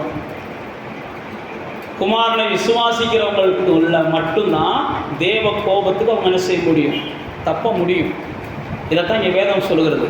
அதனால தான் இயேசு பார்த்தீங்கன்னா, விசுவாசிக்கிறவர்கள் அவங்க தான் தேவனுடைய பிள்ளைகள். 1:12 சொல்லுது, யோவான் 1:12. அவர் பேரை விசுவாசம் உள்ளவர்களாக அவரை ஏற்றுக்கொண்டவர்கள் தான் தேவனுடைய பிள்ளைகள். அவரை விசுவாசிக்கிற, அவரை ஏற்றுக்கொள்ளலை அப்படின்னா, யோவான் 8ஆம் அதிகாரத்தில் வந்தீங்கன்னா அவங்கள பிசாசின் பிள்ளைகள்னு பைபிள் நமக்கு டிக்ளேர் பண்ணுது. தேவனுடைய பிள்ளைகள் யார், பிசாசுடைய பிள்ளைகள் யார் அப்படின்னு 1 யோவானில் வந்தீங்கன்னா அவர் தெளிவாக சொல்றாரு, இயேசுவை விசுவாசிக்கிறவங்கலாம் தேவனுடைய பிள்ளைகள், இயேசுவை விசுவாசிக்காதவங்களாம் பிசாசின் பிள்ளைகள். இதெல்லாம் வேதம் நமக்கு சொல்லுது. இந்த மதம் அந்த மதம்லாம் கிடையாது. இயேசுதான் வழி, இயேசுதான் தேவன் அப்படின்னு விசுவாசிக்கிறவங்கெல்லாம் தேவனுடைய பிள்ளைகள். இங்கே மதம்லாம் கிடையாது, ஜாதி கிடையாது, மொழி கிடையாது, தேசம் கிடையாது. இயேசு தான் பொது மத்தியஸ்தர், அவர் தான். அப்போ இங்கே பாருங்க, இயேசு அந்த ஜனங்களை பார்த்து சொல்றாரு, நீங்கள் அழிவற்ற வாழ்க்கை, நீங்கள் மறுபடியும் பிறக்கணும், அழிவற்ற வாழ்க்கையை நாடணும். அதுக்கு தான் உங்கள் வாழ்க்கையில் நான் அதிசயத்தை செய்கிறேன். ஆண்டவரை எப்பயுமே நாம் என்ன செய்யக்கூடாது, ஏழைகளுக்கு இறங்குகிற, திக்கற்றவர்களுக்கு இறங்குகிற, விதவைகளுக்கு இறங்குகிற ஏதோ ஒரு புண்ணியவான் நினைக்கக்கூடாது.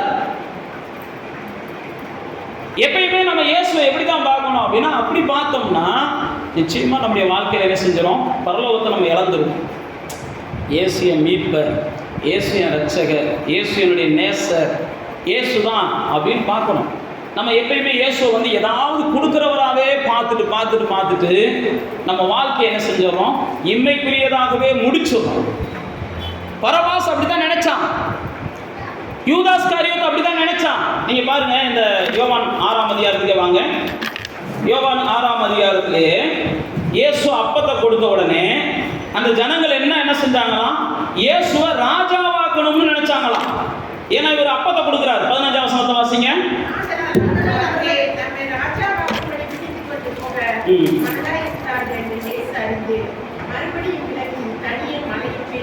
பாருங்க, யாராவது ஒரு அப்பம் கொடுக்குறாரு, இவர் நமக்கு அதிசயம் செய்கிறாரு, இவர்கிட்ட அதிசயம் கிடைச்சா போதும், அப்பம் கிடைச்சா போதும்னு சொல்லி யாராவது அவரை தேடிக்கிட்டே இருந்தீங்கன்னா அவர் உங்களுக்கு ஓடி ஒளிஞ்சிடுறாரு. புரியுதா, புரியலையா? இவர் என் மீட்பர், இவர் தான் என்னுடைய பரலோகத்துக்கான வாசல், இவர் தான் என்னுடைய நித்திய ஜீவன், இவர் தான் என்னுடைய படைத்தவர், என்னதை சிருஷ்டிகர், இப்படி உயர்ந்த பார்வை இருந்தாச்சான் உங்களுக்கு தென்படுறாரு.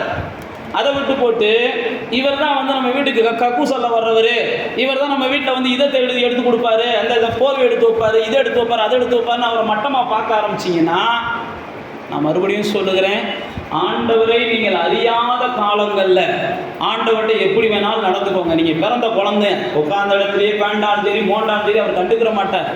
வளர வளர நீங்கள் பிள்ளைகள் மாதிரி வளரலைன்னா அதுக்கப்புறம் உங்கள் வாழ்க்கையில் என்ன செஞ்சுவார்? இது திருந்தாத ஆள், பைபிளில் போட்டிருக்கு, திருந்தாதவர்களை கொஞ்ச நாள் எதிரிகள் கையில் விட்டார்னு நியாயாதிபதிகளில் வாட்சி பார்த்தீங்கன்னா தெரியும். சத்துருக்கள் கையில் ஒப்பு கொடுக்குறார், இவன் திருந்தணுன்றதுக்காக ஒப்பு கொடுக்குறார். நான் மறுபடியும் தான் சொல்கிறேன், தேவ பிள்ளைகளாகிய நானும் நீங்களும் தேவனை என்ன செய்யக்கூடாது? ஏதாவது வாங்குறவராகவே பார்க்கக்கூடாது. அவரெல்லாம் இது வரைக்கும் நமக்கு செஞ்சதே பெரிய விஷயம், இது வரைக்கும் நம்மளை நடத்துகிறதே பெரிய விஷயம், என்னையெல்லாம் உங்கள் பிள்ளை ஆக்கியிருக்கீங்களே அதே பெரிய விஷயம், எனக்கெல்லாம் உண்மை காணக்கூடிய கண்களை கொடுத்துருக்கிறீங்களே அதே பெரிய விஷயம், என் பேரெல்லாம் பரலோகத்தில் எழுதி வச்சிருக்கிறீங்களே அதே பெரிய விஷயம். பைபிளில் போட்டிருக்கு, பாவியாகி எனக்காக நீ பாடுபட்டீங்க, பாவியாகிய எனக்காக நீங்கள் பாடுபட்டீங்க. அப்போ பைபிளில் போட்டிருக்கு, அப்போஸ்தலர்கள் என்ன செஞ்சாங்களாம்? உமக்காக நாங்கள் பாடுபடுகிறத எங்கள் பாக்கியமாக நினைக்கிறோம். பாவியாகி எனக்காக நீங்கள் பாடுபட்டீங்க, உமக்காக அவமானங்களை நாங்கள் சந்திக்கிறதை எங்கள் பாக்கியமாக நினைக்கிறோம், உமக்காக அடிகளை சந்திக்கிறதை நாங்கள் எங்கள் பாக்கியமாக நினைக்கிறோம். யோசிச்சு பாருங்க, நமக்கெல்லாம் இயேசு நிமித்தம் யாராவது அடி வாங்கியிருக்கோமான்னா அப்படிலாம் வாங்கியிருக்க மாட்டோம். இயேசு நிமித்தம் நமக்கு ஏதாவது பாடு வந்திருக்காங்க பார்த்தா கண்டிப்பாக பாடலாம் நமக்கு வந்திருக்காது. அப்படிலாம் எதுவுமே வராமலேயே நம்மளால் இயேசுவை என்ன செய்ய முடியல? முழுமையாக நேசிக்க முடியலை. பைபிளை கொண்டு வந்தால் ரேஷன் கார்டில் நாளைக்கு பொருள் கிடைக்காதுன்னு சொன்னால் எத்தனை பேர் பைபிளை கொண்டு வருவீங்கன்னு தெரியாது. கர்த்தருக்கு தான் வெளிச்சம்.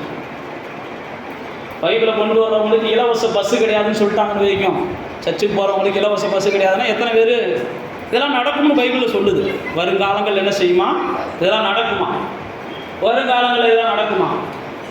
அப்பெல்லாம் எத்தனை பேர் நீங்கள் நிற்பீங்கன்னு எனக்கு தெரியாது. ஆனால் பைபிளில் போட்டிருக்கு, அப்படிப்பட்ட பரிசுத்தவான்களை தேவன் என்ன செய்கிறாராம்? எனக்காக பாடுபடுகிறவர்கள் என்னோடு கூட என்ன செய்வாங்க? ஆளுகை செய்வார்கள். அவரோடு கூட நம்ம பாடுபட்டோம்னா அவரோடு கூட என்ன செய்வோம்? ஆளுகை செய்வோம். பாவியாகிய எனக்காக அவர் பாடுபட்டாரு, என்னை படைச்சவருக்காக என் வாழ்க்கையில் என்ன பாடு வந்தாலும் பரவாயில்ல, ஆண்டவரே நான் உண்மை நேசிப்பேன் பானு ஒவ்வொரு மனுஷனும் என்ன செய்யணும்? நிற்கணும்.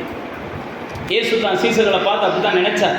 அதனால தான் சீசர்களோடு அவர் பேசும்போதெல்லாம் உங்கள் இருதயம் கலங்காமல் இருக்கட்டும், எனக்கு பாடு வரும், நான் பரலோகத்துக்கு போக போகிறேன், நீங்கள் தான் என்ன செய்ய போகிறீங்க? அடுத்த அதிசயமான காரியங்களை செய்ய போகிறீங்க. இங்கே அந்த 6ஆம் அதிகாரத்துக்கு வாங்க. நம்ம ஜெபம் பண்ணி முடிக்கிறதுக்கு முன்பாக 2-3 வசனங்களை நான் உங்களுக்கு ஞாபகப்படுத்துகிறேன். அந்த 6ஆம் அதிகாரத்தில் ஆண்டவராய் இயேசு தொடர்ந்து பல விஷயங்களை சொல்லிட்டு வருகிறார். சொல்லும்போது அந்த அப்போ அந்த சாப்பாடு இதெல்லாம் விட்டுருங்கடான்னு சொல்லிட்டு 34ஆம் வசனத்தில் சொல்றாரு, என்னைய நீ புரிஞ்சுக்கிட்டேன்னா நான் தான் ஜீவ அப்பம். 35ஆம் வசனத்தில் சொல்றாரு, என் இடத்துல வருகிறவனுக்கு பசி இருக்காது, என்கிட்ட விசுவாசமாக இருந்தால் என்ன செய்யாது? தாகம் இருக்காது. அப்படின்னா என்னன்னா, இயேசுட்டு அப்பம்ட்டே வராத, இயேசுவே நீ என்ன செஞ்சுக்கோ? அப்பமா வச்சுக்கோ. நீ இயேசுட்டு அப்பம்ட்டு வராத, இயேசு தான் அப்பம். அப்படின்னா என்னன்னா, அதான் அந்த இயேசு சொல்றாரு, என்னை புசிக்கிறவன். நீங்கள் அது கீழே வாட்சி பார்க்கலாம். அதுதான் நம்ம திருவிருந்து ஆராதனையே நடத்துகிறோம். அப்படின்னா இதுக்கு தான் நடத்துகிறோம். அவருடைய மாம்சத்தை புசித்து அவருடைய ரத்தத்தை பானம் பண்ணுகிறவன், இயேசு சொல்றாரு, என்னில் அவன் நிலைத்திருக்கிறான். என் மாம்சத்தை புசிச்சு அந்த 54ஆம் வசனத்தை வாசிச்சு பார்த்தீங்கன்னா, அவனை நான் கடைசி நாளில் வாசிங்க.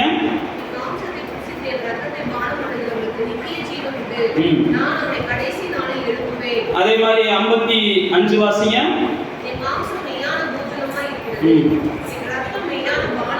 56 வாசிங்க.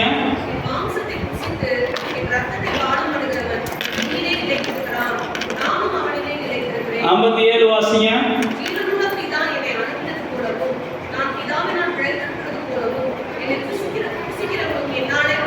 இங்க பாருங்க, இதைத்தான் நம்ம திருவிருந்து அனுசரிக்கிறோம். யார் ஒருவன் என் மாம்சத்தை புசித்து என் ரத்தத்தை பானம் பண்ணுகிறானோ அவனை குறித்து தான் அங்க ஆண்டவர் சொல்றாரு, அவனுக்கு தான் உயிர் தழுதல்ல பங்கு இருக்கின்றாரு. அவருடைய ரத்தத்தை புசிச்சு அவருடைய மாம்சத்தை பானம் பண்ணுகிற அந்த வாய்ப்பை நம்ம தவற விடக்கூடாது. ஏன் தவற விடக்கூடாதுன்னா, அவருடைய ரத்தத்தை புசித்து அவருடைய மாம்சத்தை பானம் பண்ணும்போது அவர் நமக்குள்ளே வருகிறார். நாம் அவரை போல மாறுவதற்கு அது என்ன செய்யுது? நமக்கு உதவி செய்கிறது. நம்முடைய சுபாவம் மாறுவதற்கு அவருடைய ரத்தம் நமக்குள்ள வருகிறது, அவருடைய மாம்சம் நமக்குள்ள வருகிறது. அதனால தான் சொல்றாரு, என் ரத்தத்தை புசித்து என் மாம்சத்தை பானம் பண்ணுகிறவன் அவன் என்னிலே நிலைத்திருக்கிறான், நான் என்ன செய்கிறேன்? அவனில் நிலைச்சிருக்கிறேன். இந்த மாம்சமும் ரத்தத்தையும் புசிக்கிற இந்த பானம் பண்ணுகிற இந்த ஆராதனையை நாம் யாரும் தவிர்க்கக்கூடாது. ஏன் தவிர்க்கக்கூடாதுன்னா, இதுதான் நம்முடைய வாழ்க்கையை இன்னும் கொஞ்சம் என்ன செய்யுதுன்னா, உள்ளான வாழ்க்கையை பூரணப்படுத்துகிறது. நாம் இந்த உள்ளான வாழ்க்கையில தேவனுக்குள்ளே வளர்வதற்கு நமக்கு உதவி செய்கிறது. நம்ம இயேசுவை போலவும் இயேசுடைய சிந்தையை நமக்குள்ளே கொடுத்து நம்மை முழுவதுமாக மறுரூபமாக்குகிறது. அதனால தான் ஆண்டவர் சொல்றாரு, என் மாம்சத்தை பூசிய ரத்தத்தை என்ன செய்யுங்க, நீங்கள் பானம் பண்ணுங்க, நான் வருகிறது வரைக்கும் இதை நினைவு கூறுங்கன்றார். வருகை மட்டும் நீங்கள் என்ன செய்யணுமா, இதை விடக்கூடாதுன்றார். அதனால தான் நான் உங்களுக்கு மறுபடியும் சொல்கிறேன், இந்த மாதிரியான ஆராதனைகளை ஞானஸ்நானம் எடுத்தவங்க முடிஞ்ச அளவுக்கு என்ன செய்யாதீங்க, தவிர்க்காதீங்க. இது ஒரு பெரிய பாக்கியம். அதுதான் நம்மளை என்ன செய்யும், பலப்படுத்தும்.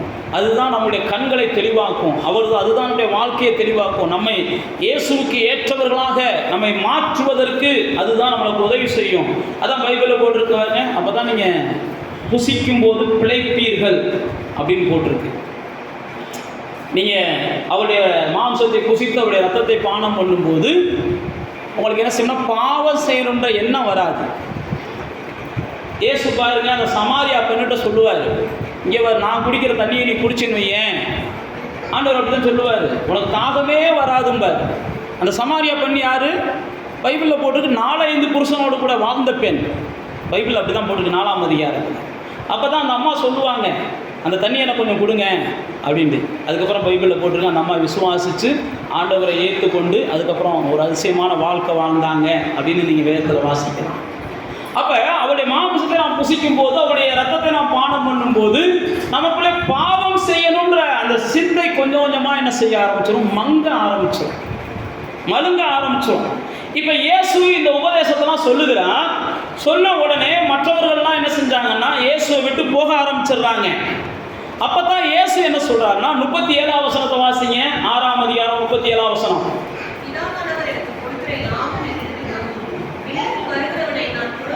இங்கே பாருங்க, யார் என்னை விட்டு போனாலும், ஆனால் தேவன் யாரை எனக்கு கொடுத்திருக்கிறாரோ அவன் என்னை விட்டு போகவே மாட்டான். அதுதான் இயேசு சொல்றார். நல்லா தெரிஞ்சு கொள்ளுங்க, இந்த ஆலயத்துக்கு சிலர் வரலாம், சிலர் போகலாம். ஆனால் இந்த ஆலயத்துக்குன்னு சொல்லி தேவன் யாரை நியமிச்சிருக்கிறாங்களோ அவங்க தான் இங்கே ஞானஸ்நானம் எடுத்து இங்கே அடக்கம் பண்ணக்கூடிய காலங்களை நம்ம என்ன செய்ய முடியும், பார்க்க முடியும். எல்லாத்தையும் நம்ம என்ன செய்யக்கூடாது. பைபிளில் இயேசுவே சொல்றாரு, எனக்கு பிதா கொடுத்தது. அடுத்த ஒரு வசனத்துக்குள்ள வாசிங்க, 44 வாசிங்க.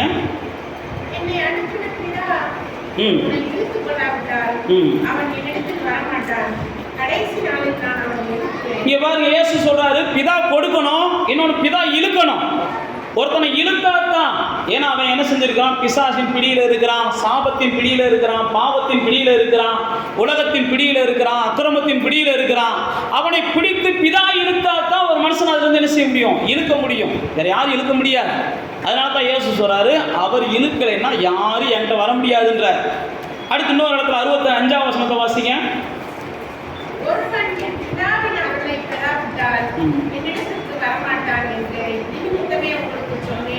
ஏசு சொல்றாரு பாருங்க, எல்லாரும் என்னை விட்டு போயிட்டாங்க. ஏசு அந்த சீசர்களை பார்த்து சொல்றாரு, நீங்களும் போக மனசா இருந்தா போங்கடான்றாரு. அப்பதான் சீசர்கள்ல பேதுரு சொல்றாரு, நாங்க யார் இடத்துல போவோம், ஜீவனுள்ள வார்த்தைகள் உம்மிடத்துல தானே இருக்குது, வேற யார்ட்டையும் இல்லையே அப்படின்ற. அப்பதான் இயேசு சொல்றாரு, நீங்க எல்லாம் கிருபையை பெற்றவர்கள் அப்படின்றார். பிதாவின் அருளை பெறாவிட்டால் உங்களுக்குள்ள இப்படிப்பட்ட வைராக்கியம்லாம் வராதுன்றார். அப்போ தேவனுடைய கிருபை பெற்றவங்க தான் என்ன செய்வாங்க, நாங்கள் இயேசுவை விட்டால் யார்கிட்டையும் போகிறதுக்கு எங்களுக்கு வழி இல்லைன்ற உணர்வை பெறுவாங்க. நீங்கள்லாம் யார் அப்படின்னா தேவனுடைய கிருபையை உணர்ந்தவர்கள் தான். இயேசுவை விட்டால் எங்களுக்கு வேறு வழியே இல்லை அந்த உலகத்தில். இம்மையிலும் மறுமையிலும் இயேசு தான் எங்களுடைய ஜீவன். இம்மையிலும் மறுமையிலும் இயேசு தான் எங்களுடைய ஆதாரம். இம்மையிலும் மறுமையிலையும் எங்களுக்கு இயேசு தான் எல்லாம் அப்படின்ற நிச்சயத்தோடு வாழ்வீர்கள் அப்படின்றது தான் இந்த 6ஆம் அதிகாரத்தில் நீங்கள் வீட்டில் போய் வாசித்து பார்த்தீங்கன்னா தெரியும். அப்போ தேவ பிள்ளைகளாகிய நீங்களும் நானும் எப்படிப்பட்ட சிந்தை உள்ளவர்களாக இருக்கிறோம் என்று பார்த்து தேவன் நம்முடைய வாழ்க்கையில் அனுதினமும் காரியங்களை செய்கிறார். அப்போ தேவன் நம்முடைய வாழ்க்கையில் ஒரு காரியத்தை செய்கிறதுக்கு தாமதிக்கிறார் அப்படின்னா நாம் இன்னும் கொஞ்சம் என்ன செய்யணும், மாறணும்னு அர்த்தம். அதுதான் உண்மை. தேவனை நம்ம மாற்றணும்னு நினைக்கக்கூடாது. சில விஷயங்கள் நமக்கு தாமதமாகுது, சில விஷயங்கள் தடைப்படுது அப்படின்னா கர்த்தர் ஏதோ ஒரு காரியத்தில் நம்மகிட்ட என்ன செய்கிறார், ஒரு திருத்தத்தை எதிர்பார்க்கிறார். ஏதோ ஒரு காரியத்தில் எதிர்பார்க்கிறார். இல்லைன்னா அவர் அப்படிலாம் நம்மளை பாடுபடுத்துகிறவரெலாம் கிடையாது, நம்மளை தவிக்க வரவரெலாம் கிடையாது.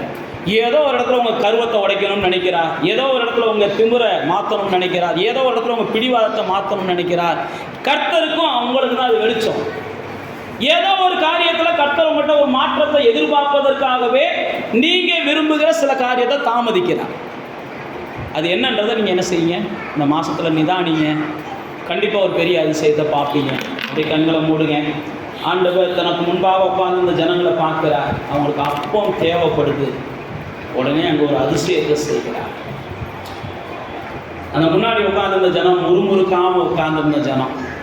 இப்போ நீங்களும் ஆண்டவருடைய சமூகத்தில் உட்கார்ந்துருக்கீங்க. உங்களை வேற ஆண்டவர் பார்க்குறார். உங்கள் முகத்தை பார்க்குறார், உங்கள் இருதயத்தை பார்க்குறார். உங்களுக்கு என்ன தேவைன்னு ஆண்டவர் பார்க்குறார். நீங்கள் உண்மையாக இருந்தீங்கன்னா இந்த நிமிஷமே ஆண்டவர் என்ன செய்கிறார், நடக்கட்டும்னு கட்டளை இருக்கிறார். சீசர்கள் முன்னாடி அப்படி தான் சொல்கிறார், இப்போயே அவங்களுக்கு எல்லாம் உணவு கொடு, இதுக்கு மேலே அவங்களை தாமதிக்கக்கூடாது, சோர்ந்து போயிடுவாங்க. எல்லாத்துக்கும் உணவு கொடுங்க, இதுக்கு மேலே தாமதிக்கக்கூடாது, சோர்ந்து போயிடுவாங்க. வேண்டிய மட்டும் கொடுங்க, மீதமாகிறது வரைக்கும் கொடுங்க. தேவன் உங்களை பார்க்குறார். அதுக்கு நீங்கள் ஏற்றவங்களாக இருந்தீங்கன்னா உங்களுக்காக எதையும் செய்யலாம். நீங்கள் எதிர்பார்க்கிறதா தேவன் உங்களுக்கு செய்வதற்கு நீங்கள் ஏற்றவங்களாக இருக்கணும். தேவன் நீங்கள் எதிர்பார்க்கிறத செஞ்சதுக்கு அப்புறம் நீங்கள் தேவனுக்கு தூரமாக போயிடக்கூடாது. அதனால தான் இயேசு அந்த சீசர்களுக்கு பின்னாடி வந்த அந்த கூட்டத்தை பார்த்து சொல்கிறாரு, நீங்கள் அப்பம் புசிச்சதுனால என்ன தேடுறீங்க, நித்திய ஜீவனுக்காக என்ன தேடுங்கப்பா. அப்பத்துக்காக என்ன தேடாதீங்க, நித்திய ஜீவனுக்காக என்ன தேடுங்க அப்படின்னு அவர்களோடு கூட பேசுகிறார். உங்களை என்னையும் பிதா இயேசுக்கு கொடுத்திருக்கிறார். உங்களை என்னையும் பிதா இழுத்து கொண்டு இருக்கிறார். உங்களுக்கு எனக்கும் பிதாவானவர் அருள் புரிந்திருக்கிறார். அதனால தான் நானும் நீங்களும் இந்த இயேசுவின் சமூகத்தை விடாமல் தேடுகிறோம். அவர் என்ன செய்கிறார்னு சொல்ல, இது வரைக்கும் அவர் எனக்கு செஞ்சதுக்கே பெரிய பாக்கியம், நான் தகுதியுள்ளவன் அல்ல, இனி எனக்கு என்ன வேணுமோ அதை ஏற்ற நேரத்தில் அவர் செய்வார். எனக்காக இதுவரைக்கும் செய்தவர் இனிமேலே எனக்காக எல்லாம் செய்வார் அப்படின்ற நிச்சயத்தோடு இந்த மாதத்தை துவங்குங்க. ஏதோ ஒரு காரியத்தை ஆண்டவர் தாமதிக்கிறார்னா கண்டிப்பாக நீங்கள் நிதானிச்சு பாருங்க, ஏன் ஆண்டவரை தாமதிக்கிறீங்க, இதனால் என்ன பிரச்சனை இருக்குன்னு கேட்டு பாருங்க. ஆவியானவர் உங்களோட பேசுவார். இதை விட்டு விடுன்னு சொல்லும்போது நீங்கள் விட்டுடுங்க, இதை மாற்றுன்னு சொல்லும்போது அதை மாற்றுங்க, இதில் கொஞ்சம் நிதானம் அவசியம்னு சொல்லும்போது கொஞ்சம் நிதானமாகுங்க. கர்த்தர் உங்கள் கையில் எல்லாத்தையும் கொடுக்கத்தான் ஆசைப்படுறார். எதையும் கர்த்தர் உங்களுக்கு மறைவாக வச்சுருக்கெல்லாம் விரும்பலை. எதையும் கர்த்தர் உங்களுக்கு தவிக்க விடுறதுக்கு உங்களுக்கு கொடுக்கணுன்றதெல்லாம் அவருக்கு ஆசை இல்லை. அவருக்கு நோக்கமெல்லாம் அவருடைய இருதயம் உங்களுடைய இருதயத்தோடு கூட ஒத்து போகணும். உங்கள் இருதயம் அவருடைய இருதயத்தின் மேலே ஒரு தவிப்போட தாகத்தோடு இருக்கணும். எவ்வளவு வாழ்க்கையில் ஆண்டவர் அதிசயத்தை செஞ்சாலும் நீங்கள் ஆண்டவரோடு இணைந்திருக்கணும், ஆண்டவரோடு கூட இசைந்திருக்கணும், ஆண்டவரோடு நீங்கள் நடக்கணும். ஆண்டவருக்காக நீங்களும் வாழணும், உங்கள் சந்ததியும் வாழணும்.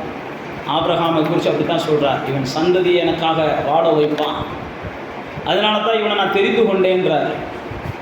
நீங்கள் உங்கள் சந்ததியை வாழ வைப்பீங்கன்னு சொல்லித்தான் உங்களையே ஆண்டவர் தெரிந்து கொண்டிருக்கிறார். நீங்கள் உங்கள் சந்ததியை பற்றி சிந்தனையே இல்லாமல் இருந்தீங்கன்னா கண்டிப்பாக ஆண்டவர் வருத்தப்படுவார். இந்த ஆண்டவருக்குள்ளே உங்கள் சந்ததி வரலைன்னா கண்டிப்பாக அதுக்கு நீங்கள் வருத்தப்படணும். ஆண்டவருக்குள்ளே உங்கள் குடும்பத்தில் இருக்கவங்க வரலைன்னா கண்டிப்பாக நீங்கள் வருத்தப்படணும். இதுதான் தேவனுக்கேற்ற இருதயம். அப்படிப்பட்ட வருத்தம் பட்ட இல்லை அப்படின்னா இன்னும் நீங்கள் தேவனுக்கு ஏற்ற இருதயமாக உங்களுடைய இருதயத்தை மாற்றலன்னு தான் அர்த்தம். பிதாவே, நாங்கள் நீங்கள் தியானித்தபடி எங்களை நீங்கள் பார்க்குறீங்க, எங்கள் வழிகளை பார்த்து எங்களை குணமாக்க விரும்புகிறீங்க, எங்களுக்கு அதிசயத்தை செய்ய விரும்புகிறீங்க. எங்களுடைய வழிகளை நாங்கள் எல்லா வகையிலும் திருத்தி கொள்ள, மாற்றிக்கொள்ள உங்களுடைய நல்ல ஆவியானவர் எங்களுக்கு உதவி செய்ய வேண்டும் என்று நாங்கள் ஒப்புக் கொடுக்கிறோம்.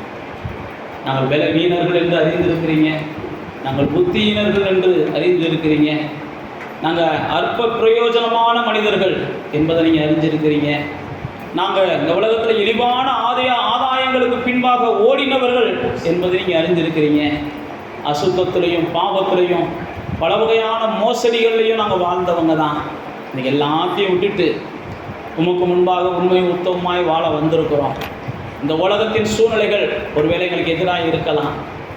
எங்களுடைய மனநிலைகள் இந்த உலகத்தோட கூட ஒத்து போவதற்கு விரும்பலாம்.